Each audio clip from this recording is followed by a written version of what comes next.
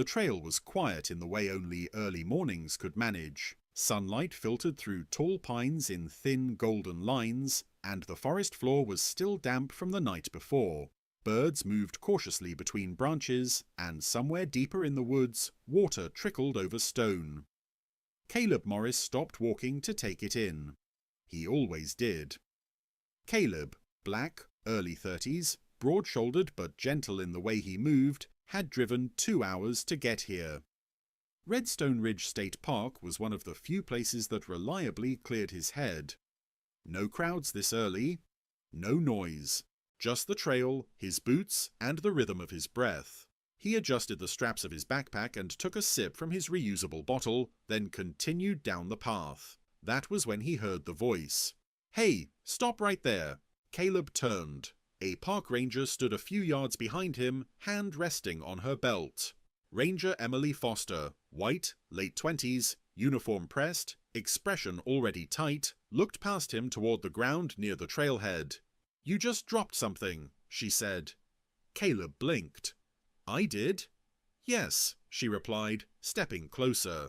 "I saw it." She pointed to a crumpled food wrapper lying just off the path, half hidden by leaves. Caleb looked at it, then back at her. "That's not mine." Ranger Foster's lips pressed together. "Sir, this park has a strict leave-no-trace policy." "I know," Caleb said calmly. "That's why I don't litter." She glanced at his backpack. "Then where did it come from?" Caleb shook his head slightly. "I don't know, but I didn't drop it." Ranger Foster crossed her arms. "I watched you walk through here. The wrapper wasn't there before." Caleb felt the familiar tightening in his chest. Not fear, not anger, recognition. "I've been on this trail less than 5 minutes," he said evenly. "I haven't eaten anything." Ranger Foster sighed, the sound heavy with impatience. "Look, it's not a big deal. Just pick it up and we'll move on." Caleb held her gaze. "I'll pick it up, but I'm not admitting to something I didn't do." Her eyes narrowed slightly. "Sir, are you refusing a ranger's instruction?" "I'm refusing the accusation," Caleb replied. The forest seemed to go quieter around them, as if even the birds were listening. Ranger Foster reached for the small notepad clipped to her belt. "Littering carries a fine." Caleb exhaled slowly. "Then I'd like that documented, because I didn't litter." She paused, pen hovering. "You're making this harder than it needs to be." Caleb glanced down at the wrapper again, then up at the wooden post just beyond the trailhead. Mounted to it, camouflaged against the bark, was a small black box with a glass eye facing the path. A trail camera. Caleb nodded toward it. "Doesn't that record activity here?" Ranger Foster followed his gaze. Her posture shifted, not dramatically, but enough to notice. "Yes," she said cautiously. "It does." Caleb met her eyes. "Then let's check it." Ranger Foster hesitated, because if the camera showed what she thought she'd seen, this would be simple. But if it didn't, then the accusation she'd made so confidently, so quickly, would no longer belong to the man standing in front of her. And the forest, quiet and patient, had already recorded the truth. Ranger Foster didn't answer right away. She glanced from Caleb to the trail camera and back again, as if weighing how much authority she still had in the moment. The forest hadn't changed, but the balance between them had. "We don't review footage on the trail," she said finally. "That's handled by the office." Caleb nodded. "Then let's go there." Her jaw tightened. "Sir, I don't need to escalate this." "I didn't escalate it," Caleb replied evenly. "You accused me." A breeze moved through the trees, rustling leaves around the wrapper on the ground. It looked small, insignificant. The kind of thing people argued about only when something else was already decided in their minds. Ranger Foster uncrossed her arms and gestured toward the wrapper. "Just pick it up. No citation. We both move on." Caleb didn't move. "I care about this park," he said. "That's why I'm here. That's why I drove 2 hours this morning. I don't litter."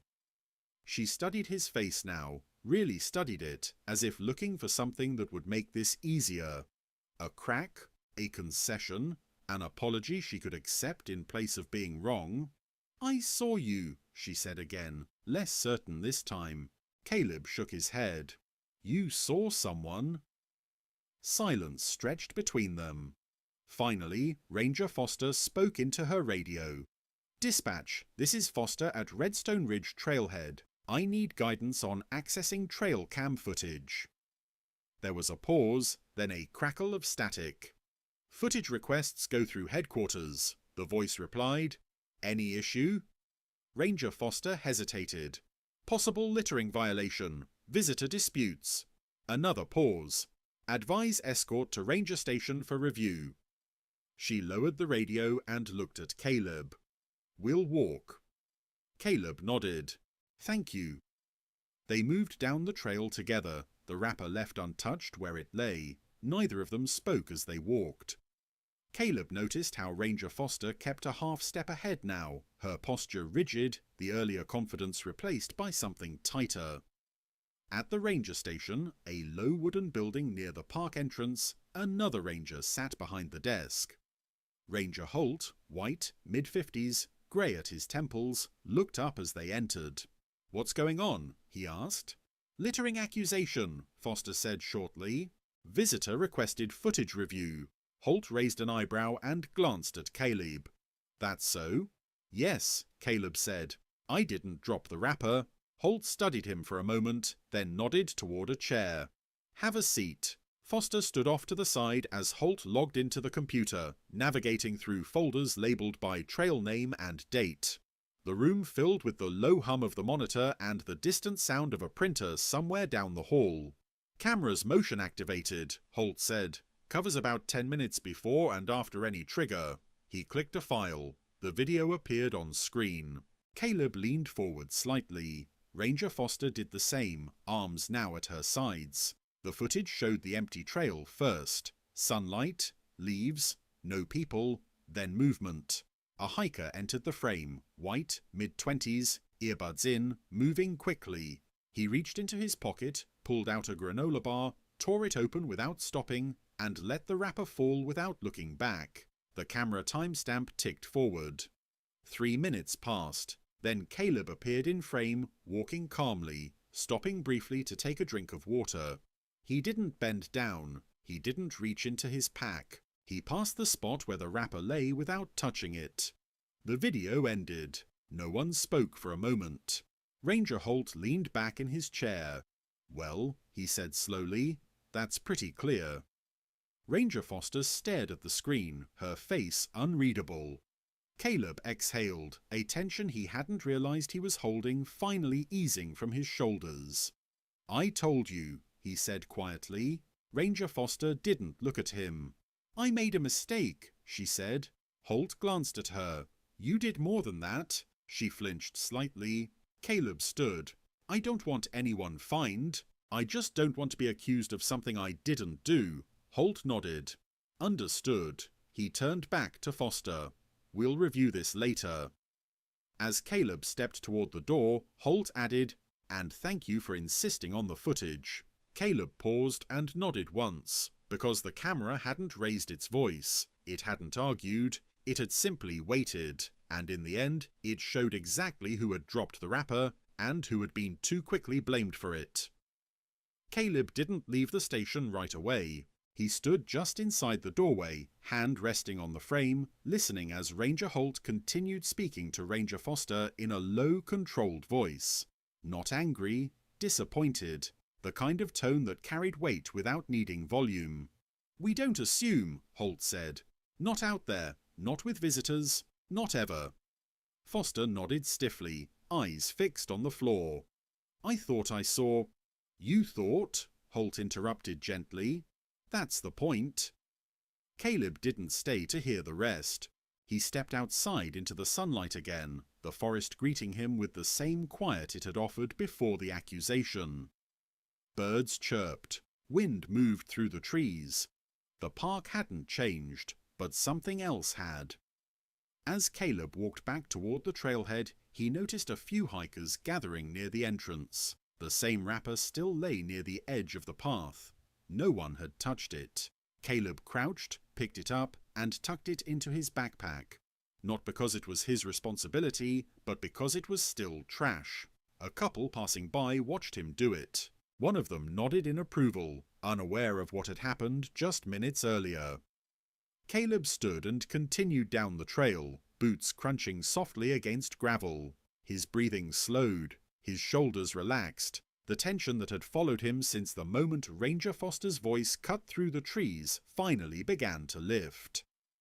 Half a mile in, he stopped at an overlook and sat on a flat rock, staring out at the valley below. He pulled his phone from his pocket and checked the time. He was behind schedule now, but it didn't matter. What mattered was the feeling settling into his chest. Not victory. Relief. He thought about how easily the situation could have gone differently, how quickly the accusation had come, how confidently it had been stated, how close he'd been to walking away labelled as something he wasn't. If the camera hadn't been there, if he hadn't noticed it, if he hadn't insisted, the thought made his jaw tighten. Behind him, footsteps approached on the trail. Caleb turned to see Ranger Foster stopping a few yards away. She removed her hat, holding it in both hands now, posture noticeably different. "Mr. Morris," she said, "can I speak with you?" Caleb nodded. "Sure." She hesitated, then spoke. "I was wrong, and I'm sorry." Caleb studied her face. The apology wasn't polished, it wasn't defensive, it sounded practiced in the hardest way. "I shouldn't have accused you," she continued. "I should have checked first." Caleb let the silence sit for a moment before answering. "Yes," he said. "You should have." She swallowed. "I'm going to file a correction report, and I'll note the footage." "That's good," Caleb replied. She nodded, then added quietly, "Thank you for staying calm." Caleb looked back out at the valley. "I didn't have much choice." She absorbed that, then stepped back. "Enjoy the rest of your hike." "You too," Caleb said. She walked away, boots fading into the trees. Caleb sat there a while longer, letting the forest reclaim the moment. The trail camera had already moved on to its next recording. The station would log the incident, paperwork would be filed, but what stayed with him was simpler. The truth hadn't needed his voice, it had just needed time. And because it had been there, silent, patient, unblinking, Caleb could keep walking forward without carrying someone else's blame behind him. Caleb finished the trail just before noon. The sun was higher now, burning off the last traces of morning mist, and the park had grown busier. Families passed him on the return stretch, kids laughing, dogs tugging at leashes. No one knew what had happened earlier. To them, he was just another hiker enjoying the day. That anonymity felt earned. When Caleb reached the parking lot, he stopped at the trailhead sign one last time. A small notice had already been added beneath the map. "Trail cameras in use. Help us protect the park." He smiled faintly. At the ranger station, Ranger Holt watched him through the window and gave a small nod of acknowledgement. No words, no ceremony, just recognition. Later that afternoon, Caleb's phone buzzed with an email notification. It was from Redstone Ridge State Park. Subject: Incident Review Follow-up. The message was brief and formal. It confirmed that the littering accusation had been cleared, the report corrected, and the footage logged for training purposes. It also thanked him for bringing the matter to their attention and for upholding the park's conservation values. Caleb closed the email and slipped his phone back into his pocket. That evening, back at home, he unpacked his backpack, water bottle, jacket, the crumpled wrapper he'd picked up earlier. He dropped it into the trash and washed his hands, the smell of pine still faint on his clothes. He thought about how small the moment had been on paper. A wrapper, a trail, a brief stop, and how heavy it had felt when the accusation came so easily. The camera hadn't argued, it hadn't assumed, it hadn't rushed to judgment, it had simply shown what happened.